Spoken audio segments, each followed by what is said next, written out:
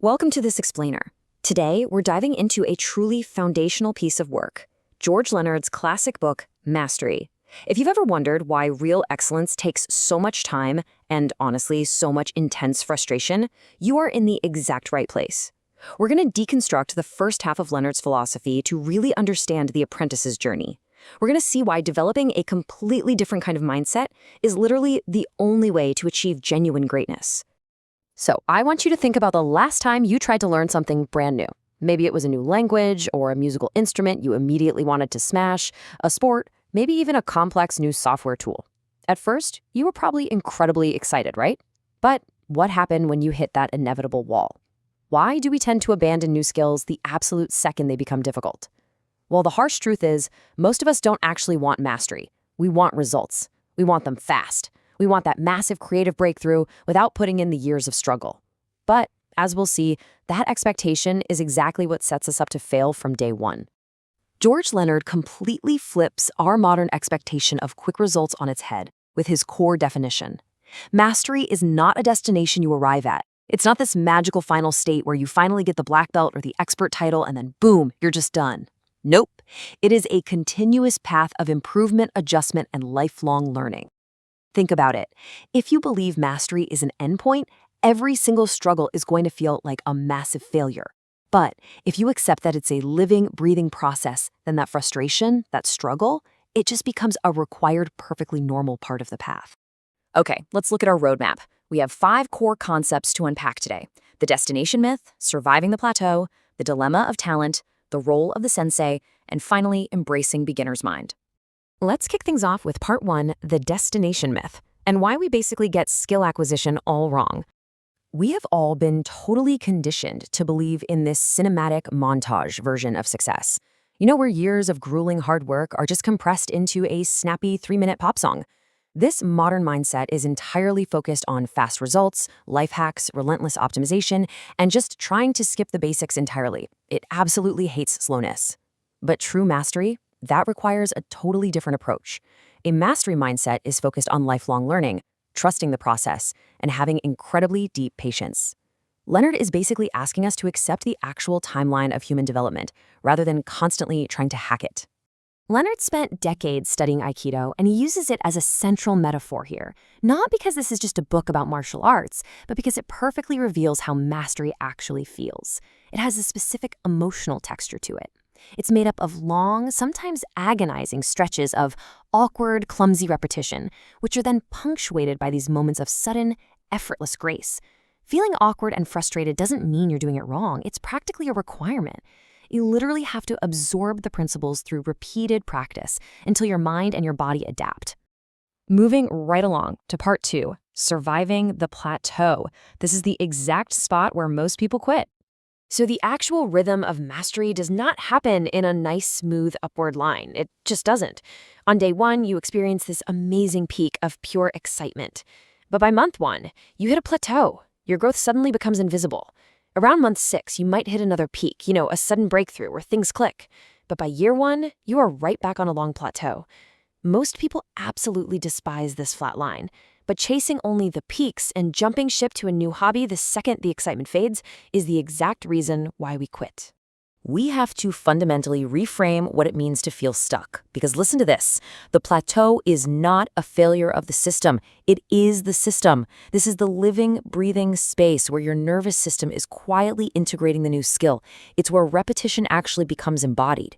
You might not feel yourself getting better on a daily basis, but the progress is happening quietly right beneath the surface. If you can't learn to tolerate and eventually even appreciate living on the plateau, you are never going to reach true depth in anything. All right, part 3, the dilemma of talent. Let's talk about why natural gifts can actually be a massive trap. When someone is learning a skill, you usually see 2 very different trajectories. The naturally gifted learner relies heavily on early ease, which, and this is key, often prevents them from developing any real patience. They expect continuous affirmation, so the literal second they hit a plateau, they quit. Conversely, look at the less gifted learner. They know from day 1 this is going to take time. They can't rely on ease, so they have to rely on discipline. They learn how to struggle early on, and because they've built that muscle, they actually survive the plateau. It's fascinating because early success can completely prevent someone from developing the humility you need for long-term mastery. Now, Leonard isn't denying that talent exists. It definitely matters, but his view is highly nuanced. He says that talent may open the door, but practice is what actually carries you through it. A person with raw talent who avoids deliberate, committed practice, they will ultimately remain mediocre. Meanwhile, the individual who learns from their mistakes, who grinds it out, and who practices intelligently will almost always outperform the naturally gifted person who just tried to coast on that early ease. Which brings us to part 4, the role of the sensei. Because let's be honest, you cannot see your own blind spots. A true guide, a sensei, acts as a vital mirror for us because human self-perception is incredibly unreliable. You might genuinely think you're improving when you are actually just reinforcing a terrible habit. A great coach steps in to shape your attention and correct your form. But most importantly, they allow for guided struggle. They aren't there to just do the work for you. They let you safely struggle within a specific structure so you can actually accelerate your learning. And finally, part 5, embracing beginner's mind. It is time to defeat the inner boss. Without a doubt, one of the biggest obstacles on your path is going to be your own ego. The ego is completely desperate to protect its image of competence. It absolutely hates being exposed as a beginner. Ego wants quick validation, but mastery wants truth. And the sneaky thing is, often your ego will disguise its fear of looking clumsy as a practical concern. You'll catch yourself saying things like, "Oh, I don't have time for this," or "This method just isn't efficient." But really, that's just your ego trying to protect you from the deep discomfort of growth. To fight that ego, we have to actively maintain the mastery attitude. What does that mean? It means keeping a beginner's mind by constantly questioning your own assumptions even after you've gained some experience. You must remain open to reality, not the reality you wish existed, but actual reality. You have to completely drop your defensiveness so you can actually be corrected, and you need to let go of the demand for an immediate payoff. You've got to approach learning with pure openness and curiosity. Leonard perfectly encapsulates this required mindset in the book. He says, "You must be willing to become a beginner again, to let go of status, to let yourself be clumsy." I mean, that is massive. We tie so much of our personal identity to our competence, but deep learning requires a radical reduction of your ego. You simply have to allow yourself to be wrong and to look awkward doing it. To wrap up this explainer, I just want to remind you that there is absolutely no shortcut around the apprenticeship phase. The modern consumer mindset wants to buy expertise. We want to just purchase the end result. But the longest road is literally the only road. It is the necessary foundation that actually gives you the structure to eventually achieve real freedom and effortless grace in your craft. Which leaves us with one final, deeply personal question to ponder before you hit your next plateau. Are you willing to become a beginner again? Are you actually ready to let go of the need for instant validation, to look foolish for a little while, and to fully commit to the long, beautiful road of mastery? Think about that as you approach your next learning journey. Welcome back, everyone. We are jumping right in today with an explainer that tackles the absolute core of how we achieve genuine excellence. We're diving deep into part 2 of George Leonard's incredible book, Mastery. Look, if you're sick of shallow productivity hacks and you want the deeper truth about skill, growth, and what it actually takes to be great at something over the long haul, well, you are in the exact right place. We're moving way past the theory today to dig into the active, day-to-day practice of excellence. So, let's kick things off with a pretty profound question. Why do so many incredibly talented people completely fail to master anything? It's a great question, isn't it? The source text points out something fascinating here. Early talent is actually often a trap. Think about it. If you're naturally good at something right out of the gate, you expect continuous affirmation. But eventually, everyone hits a plateau. And if you've just coasted on natural talent your whole life, you never learned how to struggle. You never developed the patience required for those long, quiet stretches where improvement is completely invisible. When the easy wins stop coming, the naturally talented often just quit. And this brilliantly illustrates the massive tension we're all dealing with right now. In the modern world, we are completely obsessed with speed, optimization, and fast results. We want the black belt, right? But we really don't want the boring practice. We want the life hacks. But true mastery absolutely demands patience. It requires a deep respect for the process and an acceptance of the actual human timeline. True mastery is slow. It's a long, unpredictable road of plateaus, occasional peaks, and quite frankly, repeated frustration. Which brings us right into our first major theme. Section 1, the modern trap. And that leads us to Section 2, practice as spiritual discipline. See, practice isn't just mindless repetition. Going through the motions without paying attention might build a habit, sure, but it's never going to create true refinement. Instead, Leonard views practice as a way of life. It's an active devotion that literally shapes your character, your attention, and your resilience. The crucial point here is that practice is not just some temporary phase you grit your teeth and endure to get to the good stuff. Practice is the path itself. It is the means and the end. The way you practice becomes the way you live. I mean, just let that sink in for a second. Every single practice session is actively shaping who you are as a person. If you practice carelessly, you're training yourself to be a careless person. But if you practice with deep presence and patience, you're actually cultivating presence and patience in your everyday life.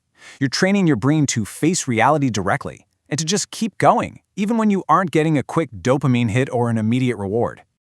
Moving right along to Section 3, Resistance is your teacher. This brings us to what is probably the most counterintuitive part of this entire explainer. Resistance is not the enemy, it is the teacher. Take a moment with that one. Most of us think that when something gets incredibly frustrating, it means we're doing it wrong, or maybe we lack the talent, or it's simply time to pick up a different hobby. But Leonard says, absolutely not. The things that frustrate you the most are exactly where your growth lies. Frustration isn't a red light telling you to stop. It's a giant signpost telling you that you've finally reached the edge of your current abilities. Okay, let's dive into this and break down exactly how we can use resistance as a tool. First, it exposes the edge of your capacity. It literally shows you what you cannot do yet. Second, it highlights when you're consciously or subconsciously avoiding a difficult concept in your learning. Third, if we're talking about relationships or leadership, resistance points directly to the necessary hard conversations you've been trying to dodge. And finally, it reveals your hidden weaknesses in a controlled environment so you can actually fix them. We absolutely have to stop viewing frustration as a reason to quit and start seeing it as highly valuable data. Now for Section 4, the power of surrender. Now this concept comes straight out of Leonard's background in the martial art of Aikido. Let's define it clearly because it is so easily misunderstood. Surrender in the context of mastery does not mean giving up. It is not being passive. It's what he calls active non-forcing. It means you are fully engaged, you are putting in the work, but you're letting go of this desperate need to control the timeline or force the final outcome. You're simply trusting the process enough to stop fighting it every step of the way. Just think about what happens when we try to force mastery versus when we surrender to it. When we force it, like a wildly overthinking athlete or an incredibly anxious musician, our performance gets stiff, it gets rigid and totally full of anxiety. But when we practice surrender, when we engage in that active non-forcing, the performance suddenly becomes fluid. It features natural coordination. It feels alive. You commit incredibly deeply to the preparation, but you stop violently clinging to one specific outcome. But here's the catch. Surrendering also means submitting to an apprenticeship. It means swallowing your pride and realizing you cannot do this alone. You need a sensei, a coach, a mentor, an editor. Why? Because our self-perception is completely unreliable. We blindly reinforce our own bad habits because we think we're doing it right when we really aren't. A good coach acts as a mirror. They identify the mismatch between what you intend to do and what you're actually executing. They provide that honest reflection that prevents you from wasting years on mistakes you could have easily corrected on day one. Next up, Section 5, Escaping Perfectionism. Now, what's really interesting about this concept is this absolutely fascinating truth. Perfectionism is often just the fear of being seen as a beginner. That's it. It isn't about a commitment to excellence at all. It's just your ego desperately protecting itself from looking foolish or clumsy. Our egos want quick validation, right? They don't want to be exposed as average. So the perfectionist constantly postpones practicing, waiting until they magically feel ready so they don't have to make any embarrassing mistakes in front of other people. But as Leonard makes perfectly, painfully clear, readiness is not how mastery works. You become ready by practicing. You have to adopt a much healthier standard. You have to value honest, messy commitment and long-term development over flawless, immediate performance. Frankly, you just have to be willing to look foolish. You have to let yourself be corrected, and you have to free yourself from constant, paralyzing self-judgment. Which brings us to our final part, Section 6, 3 practices for today. So how do we actually ground all this high-level philosophy into our daily lives, starting right now? Well, here are 3 concrete steps you can take this week. Step 1, reframe your timeline. Stop asking when you're finally going to be done, and just focus entirely on the very next step on the path. Step 2, Build a deliberate practice ritual. Pick one skill, block out a fixed amount of time with zero multitasking and absolutely zero pressure on the outcome, and just practice. Track your consistency, not your results. And step 3, find a mirror. Track down a coach, a mentor, or a highly skilled friend who can give you honest feedback on your blind spots. And then, this is the hard part, actually listen to them without getting defensive. Because, ultimately, as we wrap up this explainer, we have to remember the core takeaway from Leonard's work. Mastery is not about domination. It's really not about becoming unbeatable or world famous. It's about entering into a relationship with a discipline so deeply and fully that you allow that discipline to change who you are. The true joy of skill isn't just the end results. It's becoming a more grounded, attentive person who is fully capable of engaging with reality exactly as it is. So I want to leave you with this. What discipline are you willing to surrender to today? Really think about that. Where in your life can you finally stop forcing outcomes, embrace the plateau, and commit to the long, beautiful road of genuine mastery? Thank you so much for joining me for this explainer. I really hope it inspired you to stop chasing those empty hacks and start learning to genuinely love the process. Now get out there and practice.